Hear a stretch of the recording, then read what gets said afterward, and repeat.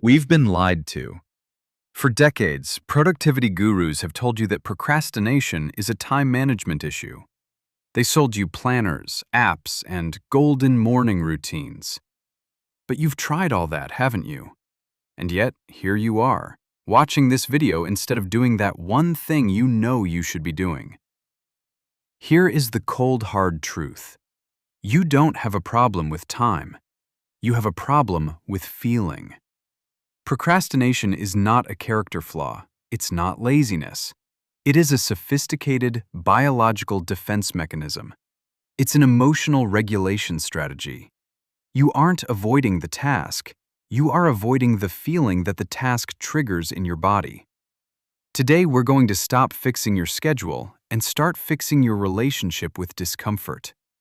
Because the person you want to become is on the other side of the feelings you're currently running away from. Let's look under the hood. When you think about starting a difficult project, your prefrontal cortex, the logical, human part of your brain, knows it's good for you. But the moment you open that laptop, your amygdala, the ancient lizard part of your brain, screams danger. Why? Because your brain doesn't distinguish between a tiger in the bushes and the fear of failing at a business presentation. Both represent a threat to your status, your energy, or your ego. When the amygdala detects this discomfort, it does what it's evolved to do. It looks for a way out. It wants a shot of dopamine to kill the stress. This is why you suddenly feel the urgent need to check the news, or clean your kitchen, or watch one more YouTube video. You are literally self-medicating your anxiety with digital distractions. You aren't lazy. You're just trying to survive an emotional storm the only way your brain knows how. To break the cycle, you must identify your specific flavor of discomfort. Most of us hide behind these 4 masks. The perfectionist mask. You're not avoiding the work. You're avoiding the feeling of being average. If it's not perfect, you feel exposed, so you don't start. The boredom mask. You've fried your dopamine receptors. Doing something slow and quiet feels like physical irritation. You're avoiding the silence of the work. The ambiguity mask. You don't know the first step, and that uncertainty feels like walking into a dark room. Your brain hates the unknown, so it stays in the light of TikTok. The resentment mask. You feel forced to do it. You're avoiding the feeling of being controlled by your boss, your parents, or even your own strict schedule. Pause the video right now. Which one felt like a punch in the gut? That's your entry point. Once you name it, you own it. Here is the part nobody wants to hear. Every time you choose the easy exit, every time you choose the scroll over the work, you are training your brain that you cannot handle discomfort. You are teaching your nervous system that it is fragile.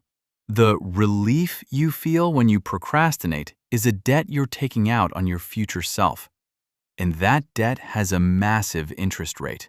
It manifests as low self-esteem, chronic anxiety, and that nagging feeling at 2 a.m. that you're wasting your life. The discomfort of doing the work is temporary. It lasts an hour. The discomfort of avoiding the work is permanent. It lasts a lifetime. So, how do we train for this?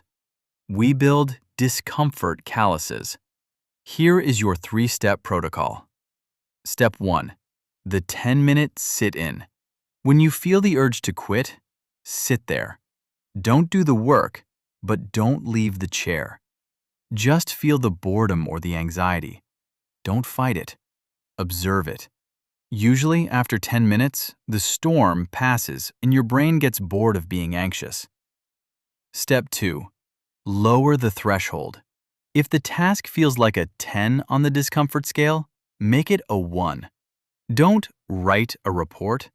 Open a Word document and write the title. That's it.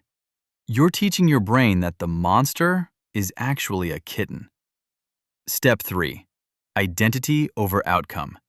Stop saying, I need to be productive. Start saying, I am the kind of person who stays in the room when it gets uncomfortable. Focus on the character you are building, not the result. Consistency is just another word for discomfort tolerance.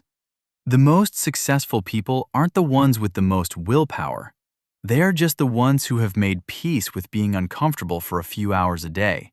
They know that on the other side of that 20-minute, ugh, I don't want to feeling, is a version of themselves they can actually be proud of. Your life is a series of choices between comfortable now or powerful later. You can't have both. If you're watching this, I want you to close this tab. Don't watch another video. Don't look at the comments yet. Go to that task you've been avoiding. Feel the discomfort. Let it burn for a minute. And then, do the first 5 minutes of work.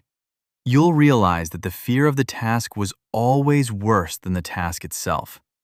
If you made it to the end, comment uncomfortable.